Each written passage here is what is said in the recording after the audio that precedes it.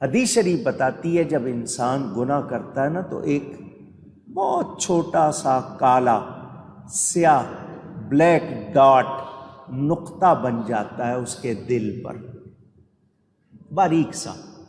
انسان نے گناہ کیا، وہ نقطہ بن گیا. توبہ نہیں کرتا انسان، وہ نقطہ پھیلنا شروع ہو جاتا ہے، اس کی سیاہی پھیلتی جاتی ہے. 1 دن 2 دن 10 دن مہینہ انسان توبہ نہیں کر رہا ہے، اپنے آپ کو برائی سے جو اس سے غلطی ہو گئی شرمندہ ہو کر اللہ کی طرف نہیں جا رہا، وہ سیاہی پھیلتی جاتی ہے پھیلتی جاتی ہے پھیلتی جاتی ہے، یہاں تک کہ پورا قلب پورا دل سیاہ ہو جاتا ہے. کیا ہو جاتا ہے؟ جب سیاہ ہو گیا تو اب اس میں سوچنے سمجھنے اور سنبھلنے کی کوئی صلاحیت نہیں رہی، وہ سیاہ ہو گیا ہے، اس کو پرواہ نہیں. اگر آپ توبہ کر لیتے ہیں وہ نقطہ مٹ جاتا ہے، وہ نقطہ مجھ سے کیا ہو گیا، توبہ کی فوراً وہ مٹ جاتا ہے.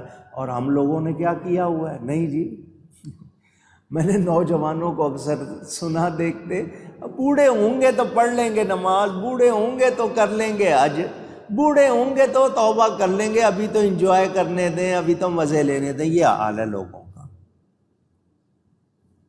تمہارے پاس بھروسہ ہے اگلے سانس کا؟ جی پوچھ رہا ہوں، اگلے منٹ کا بھروسہ ہے؟ نہیں.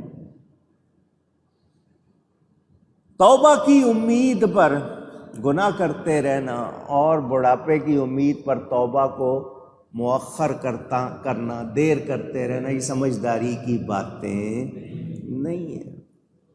میرے دوستوں اور بزرگوں، میل کس کو پسند ہے؟ گندگی کس کو پسند ہے؟ پوچھ رہا ہوں. تو گناہ بھی گندگی ہے، نافرمانی بھی گندگی ہے، بے ادبی بھی گندگی ہے، حرام بھی گندگی ہے، ہمیں اس سے بچنا. کافروں نے کتنی تکلیفیں پہنچائیں صحابہ کو مکہ میں. حضرت بلال کا، حضرت عمار ابن یاسر کے گھرانے کا احوال پڑھو. صدیق اکبر کو کتنی تکلیفیں ہوئیں، حضرت عثمان غنی کو کتنی تکلیفیں ہوئیں. پڑھو حال. آپ سے تپتی زمین پر پاؤں نہیں رکھا جاتا، حضرت بلال کو اسی پر گھسیٹا جاتا تھا. سوچو، اتنی راحتیں ملی ہیں مگر ہم شکایت شکایت شکایت. صحابہ کرام نے، اولاد رسول نے، میں نے آپ کو کئی مرتبہ یہ بات سنائی ہے. 11 امام ہوئے ہیں اہل بیت کے بارے میں. حضرت امام مہدی تشریف لائیں گے، پیدا ہوں گے. 11 کے 11 امام نبی کی اولاد، نبی کا خون. شان والے ہیں یا نہیں؟ میں اور آپ کیا ان کے مرتبے کو پورا جان سکتے ہیں؟ نہیں. کسی ایک کے ساتھ بھی امت نے اچھا سلوک نہیں کیا، کسی ایک کے ساتھ. پہلے امام حضرت علی ہیں، ان کے ساتھ کیا سلوک کیا؟ کسی کو قتل کیا، کسی کو پھانسی دیا، کسی کو زہر دیا، کسی کو قید رکھا، کسی کو لٹکائے رکھا. اولاد رسول. کس وجہ سے؟ کہ لوگ ان سے زیادہ پیار کیوں کرتے ہیں؟ بادشاہوں نے لٹکائے رکھا ان کو کہ لوگ ان سے زیادہ پیار کیوں کرتے ہیں. جرم کوئی نہیں، کتنی تکلیفیں اٹھائیں انہوں نے. ہمیں اس میں سے کچھ پہنچا؟ کوئی تکلیف پہنچی؟ لیکن ہم شکایت کرتے ہیں چھوٹی سی تکلیف پہ. تو یاد رہے اللہ تعالی مہربانی کرنے والا ہے، ہمیں اس کو راضی رکھنا ہے. ایمان پر ڈٹ جاؤ، کچھ ہو جائے تمہارے ایمان کو کوئی چیز ہلا نہ سکے. وَلَيَعْلَمَنَّ اللَّهُ الَّذِينَ آمَنُوا وَلَيَعْلَمَنَّ الْمُنَافِقِينَ.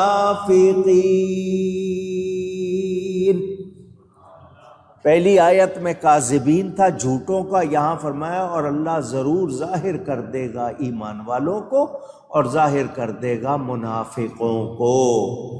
منافق جس کی زبان پر کچھ اور ہے، دل میں دیکھیں نا، ایمان والا مومن، اس کی زبان پر ایمان کے کلمے، دل میں بھی ایمان، کافر کی زبان پر کفر کے کلمے، دل میں بھی کفر۔ یہ منافق، یہ عجیب چیز ہے، اس کی زبان پر کچھ اور ہے، دل میں اونچی۔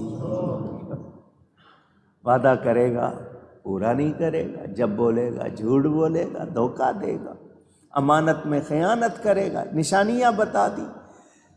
آپ کے پاس آئیں گے، کہیں گے آپ کے ساتھ ہے۔ وَإِذَا لَقُوا الَّذِينَ آمَنُوا قَالُوا آمَنَّا وَإِذَا خَلَوْا إِلَىٰ شَيَاطِينِهِمْ قَالُوا إِنَّا مَعَكُمْ۔ قرآن میں ایمان والوں کے پاس آئیں گے تو کہیں گے ہم تمہارے ساتھ ہیں، شیطانوں کے پاس جائیں گے کہیں گے ہم تمہارے ساتھ۔ کیا ہے یہ؟ آج بھی اس زمانے میں جب منافق تھے تو آج تو زیادہ برے ہوں گے۔ کیا کیا ان کی حرکتیں ہیں، کیا کیا ان کی سازشیں ہیں، آپ کو نظر آتی ہیں، پھر بھی آپ دھیان دیتے نہیں۔ سائنس کی ترقی کی اس دنیا میں روحانیت کا انکار ہے، کہیں نبی کے معجزوں کا انکار ہے، نبی کی شان کا انکار ہے، دوسروں کی ان سے جتنی دیکھو نا، مثلا بات آ جائے نبی حاضر ناظر، ہم مانتے ہیں ہمارے نبی کیسے؟ نورانی طور پر، کیسے؟ جسمانی طور پر نہیں، کیسے؟ نورانی روحانی طور پر حاضر و ناظر، جسم کے ساتھ نہیں، جسمانی طور پر وہ مدینے میں ہے، ان کی نورانیت پوری کائنات میں ہے، ٹھیک ہے؟ ہم یہ کہیں تو وہ فتویٰ لگاتے ہیں، نہیں مانتے۔ اب ذرا ان سے پوچھو شیطان کے بارے میں، کہو شیطان ہر بندے کو دیکھ رہا ہے، کہیں گے دیکھ رہا ہے۔ ہر بندے میں شامل ہے، خون میں شامل ہے، کہیں گے بالکل شامل ہے۔ ان سے کہو جی بندہ اکیلے میں ہو، 40,000 فٹ کی بلندی پہ جہاز میں ہو، وہاں بھی، سمندر میں تیر رہا ہے، وہاں بھی چھپا ہوا ہے، وہاں ساری دنیا کے ہر بندے کو شیطان دیکھ رہا ہے، اس کے ساتھ ہے، انکار کریں گے؟ ان کے بڑے کی تعریف ہو رہی ہے تو کیسے انکار کریں گے؟ آپ نے اتنا کہہ دیا اللہ کی عطا سے نبی حاضر و ناظر نورانی طور پر، فوراً شرک۔ جب تک تمہارے بڑے کی بات ہو رہی تھی بڑے آرام سے مان رہے تھے۔ میں پوچھنا چاہتا ہوں، کیا شیطان کو ڈیوٹی دی گئی ہے لوگوں کو گمراہ کرنے کی؟ اونچی نہیں، مہلت ملی ہے، ٹائم، مہلت ملی ہے، اس کو منصب نہیں ملا گمراہ کرنے کا، غوا کا، گمراہی کا منصب نہیں۔ لیکن میرے نبی کو تو ہدایت کی ڈیوٹی دی گئی ہے۔ جس کو ڈیوٹی ملی ہے اس کی شان نہیں مانتے، جس کو صرف مہلت ملی ہے اس کے لیے مان رہے ہیں۔ تو بولو ایمان والے ہیں؟ اونچی۔ اللہ کو پتہ ہے کون مومن ہے کون منافق ہے، اس سے کوئی چھپا ہوا۔ یہاں یہ ملے جلے مکس ہوئے ہیں، ادھر ادھر کی باتیں کر کے چلا لیتے ہیں، مگر یاد رہے ایمان والا پکا ہوتا ہے، ایمان والا اونچی۔ آپ ہیں؟ سوچیں، میں نے جب کہا نا آپ ہیں تو ہم سب کو اپنے اپنے گریبان میں جھانکنا ہے، کتنے پکے ہیں، کیا حال ہے۔ علماء اسلام نے کتنی تکلیفیں اٹھائیں، امام اعظم ابو حنیفہ پڑھو، غوث پاک نے کتنی تکلیفیں اٹھائیں، حضرت خواجہ غریب نواز، ان سب نے، حضرت نصیر الدین روشن چراغ دہلوی، پڑھو ان کے حالات، ان کے گلوں میں سوراخ کر کے رسیاں ڈال کے لٹکایا گیا، کھالیں کھینچی گئی، ناخن کھینچے گئے، تپایا گیا جسموں کو۔ ہمیں تو اس میں سے کوئی تکلیف نہیں پہنچی، اور پھر بھی ہم چھوٹی سی تکلیف پر بل بلائے تو ہم محبت والے، اونچی۔ صحابہ کو اتنا مارتے تھے سیدھا بیٹھا نہیں جاتا تھا ان سے۔ کافر، صرف کیا جرم؟ ایمان کیوں لے آئے ہو؟ ابو جہل اینڈ پارٹی کا کام ہی یہی تھا، کوئی مسلمان مل جائیں ان کو سزائیں دو، ان کو تکلیفیں پہنچاؤ، بول چال بند کر دی، لین دین بند کر دیا۔ شیب ابی طالب کا واقعہ، اسلام نے دہشت گردی نہیں کی، اسلام پر دہشت گردی ہوئی ہے۔ ہم نشانہ بنے ہیں دہشت گردی کا، ہم نے دہشت گردی نہیں کی۔ کتابوں میں پڑھیں جب حضرت بلال حبشی رضی اللہ تعالی عنہ پر ڈنڈے برسائے جاتے تھے تو وہ ڈنڈے ٹوٹ جاتے تھے۔ کتنا مارتا ہوگا وہ امیہ، وہ ڈنڈے ٹوٹ جاتے تھے، مگر آپ کے منہ سے کیا نکلتا تھا؟ احد، اللہ احد ورسولہ محمد صلی اللہ علیہ وسلم۔ اللہ ایک ہے اور حضور اس کے رسول ہیں صلی اللہ علیہ وسلم۔ میرے دوستوں اور بزرگوں، حضور نے آل یاسر سے کیا فرمایا؟ اصبروا یا آل یاسر فإن موعدکم الجنہ، اے یاسر کی اولاد صبر کرو، تم سے جنت کا وعدہ ہو چکا ہے۔ وہ تکلیفیں اٹھائیں انہوں نے، حالات پڑھے تو پتہ چلتا ہے نا، آپ نے تو سنے بھی نہیں ہوں گے، پڑھنا تو دور کی بات ہے۔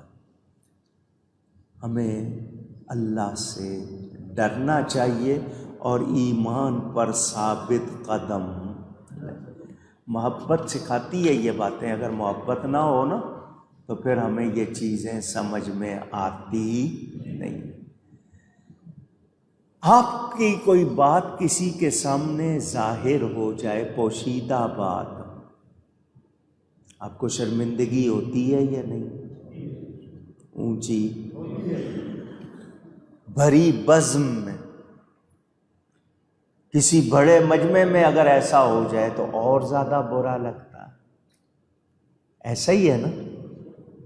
تو ہم کیوں نہیں دیکھتے کہ پہلی امتوں کا یہ حال ہوتا تھا، ان کی برائی ظاہر کی جاتی تھی، ان کے ماتھوں پر، ان کے دروازوں پر لکھ دیا جاتا تھا رات کے اندھیرے میں اس نے یہ کیا۔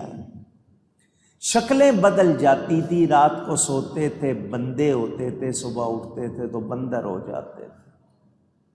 ہم پر یہ سب کچھ نہیں ہوتا، مہربانی ہے نبی پاک صلی اللہ علیہ وسلم، مگر ہم سنبھلتے۔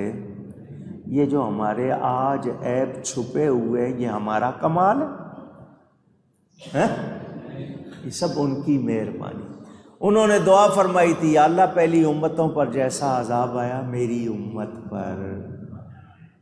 آج ہمارے پردے ہیں، لوگوں کی نگاہوں سے ہمارے گناہ چھپے ہوئے ہیں، تو یہ ان کی مہربانی ہے، اور کل بھی ہمیں بچائیں گے تو اللہ کی عطا سے حضور ہی بچائیں گے۔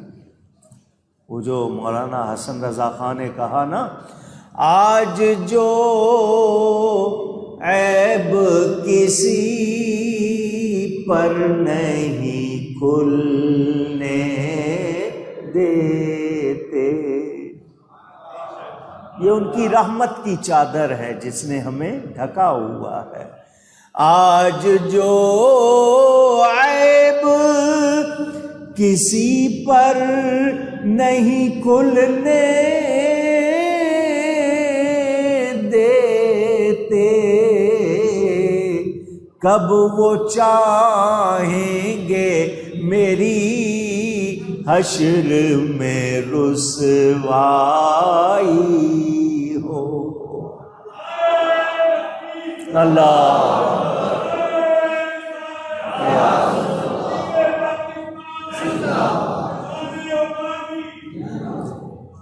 یہ ان کی مہربانی ہے، جرم کھلتے جائیں گے اور وہ چھپاتے جائیں گے۔ ان کو راضی کرو، اکڑنا نہیں ہے، بگڑنا، نخوت، غرور، تکبر، سب کے سب ان چیزوں میں مبتلا۔ حال کیا ہے؟ سوچو ذرا، چھوٹی سی تکلیف پر جناب 10 جگہ جا رہے ہیں، جب راحت تھی تب کیا تھا؟ تو اللہ سے کوئی چھپا ہوا منافق ہے، سچا ہے، کھرا ہے، کھوٹا ہے، اللہ سب کو جانتا۔